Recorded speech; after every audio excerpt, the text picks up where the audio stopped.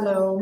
So in November, Avikal is facilitating the Stupa, which is possibly the most important vehicle in the dimensions of being teachings. So Avikal, tell me, what is the Stupa? Oh, okay. So this is the question, isn't it? What is the Stupa, the vehicle of totality? What is a vehicle in the dimensions of being? A vehicle basically represents a resource of being that is available to every human being. So every human being, in the process of discovering oneself, has different resources, and a fundamental one is the Stupa, which means the capacity to recognize oneself in its own totality and through the totality of all the resources that being gives us. It's a big place to step into, because we have so many capacities. We have so many gifts that existence has given to us, and very often we are in touch with one or another one. For example, some people are very much in touch with their compassion, but they are not very much in touch with their strengths, or they are very much in touch with their strengths, but they are not very much in touch with their brilliancy, with their intelligence, with their capacity to have a strong determination and will, and so on. The Stupa is a building that you find pretty much everywhere in the East, which represents exactly this process of integration and unification of all our resources. And if you look at it, like I saw many in India, in Tibet, in Thailand, they have a basic structure. There is a very big solid base, and then little by little it gets thinner and more and more and more and more elevated. So the Stupa represents also the process of enlightenment. Represents how we create from a very strong spiritual support, we little by little start growing towards more subtle and more higher level of consciousness. Yeah? And in the middle of every stupa, there is a little receptacle where there is the heart of the Buddha. So that's the representation of how we move from our roots all the way up to our heart, and we finally open up to the higher dimensions. So the Stupa, on a practical level, is how we connect and create a contact and integrate our different resources, so that instead of evolving, developing in a fragmented, accidental way, we can actually start realizing that there are specific, personal, individual ways to evolve, to be in touch with our uniqueness. So this is a challenging point for most seekers, because we have preferences. So everybody has preferences. So we give more attention to certain areas in our own development and less to other areas. So we can become, for example, very developed from an intellectual point of view, but very little developed from an emotional point of view.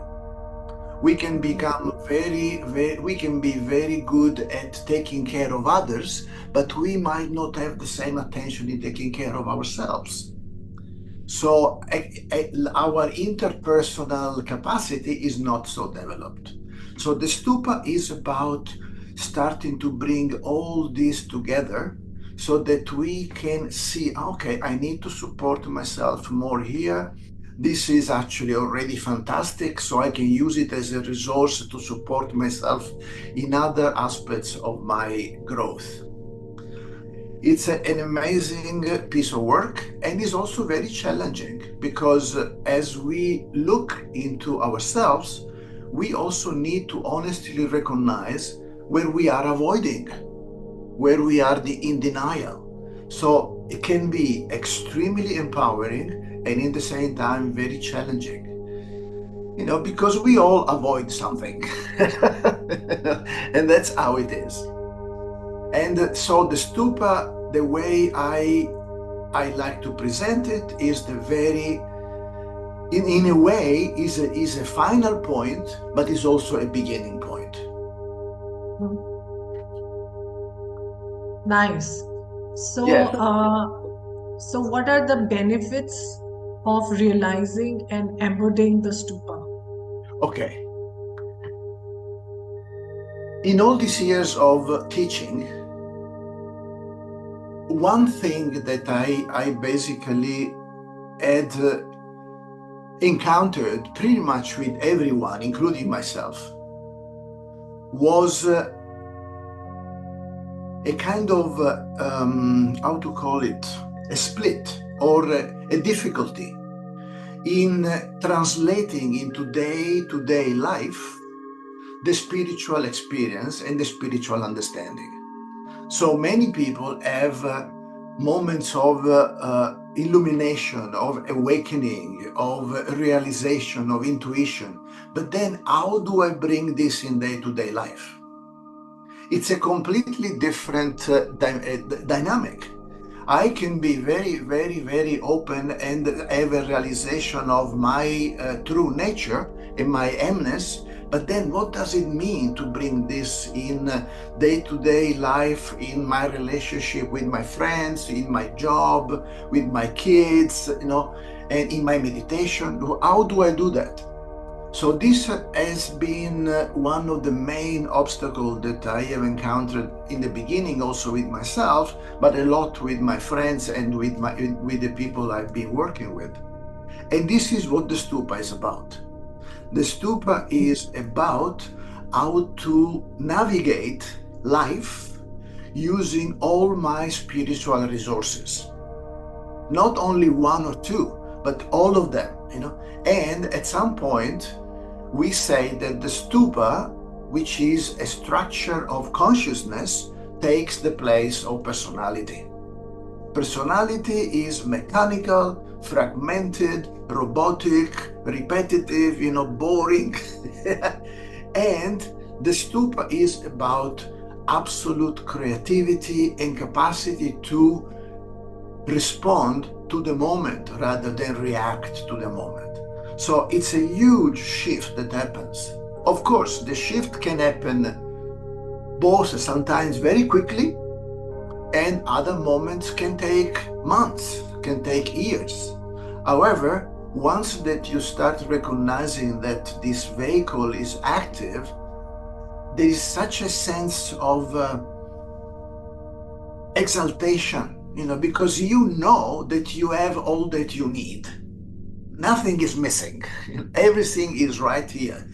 Am I in touch with it? That's my job. My job is to create that contact so that I can use all my resources. So this is what these 5 days are going to be. Are going to be about a general understanding of the vehicle, but more important than that, what it has to do with me. How does this specific vehicle, what does it mean totality in my own day-to-day life? What does it mean to be total? And we have heard Osho and many other masters say all the time, be total, be total, be total, like there is no doubt there, absolutely. So what does it mean concretely, practically? So it's a very practical thing. One day they asked, or more than once, they asked Buddha, what is the truth? And Buddha answered, what works? What works? Works. Very simple. So the Stupa is about realizing what works for me. Yeah. And how can I support this to work for me? The truth has to be capable of working day-to-day life. Otherwise, what for? Yeah. So that's where spirituality and day-to-day life, they really support each other. Samsara is nirvana. Nirvana is samsara. That's where they meet. And the stupa is the most fundamental vehicle to do that. So I'm really excited, as you can see. Yes.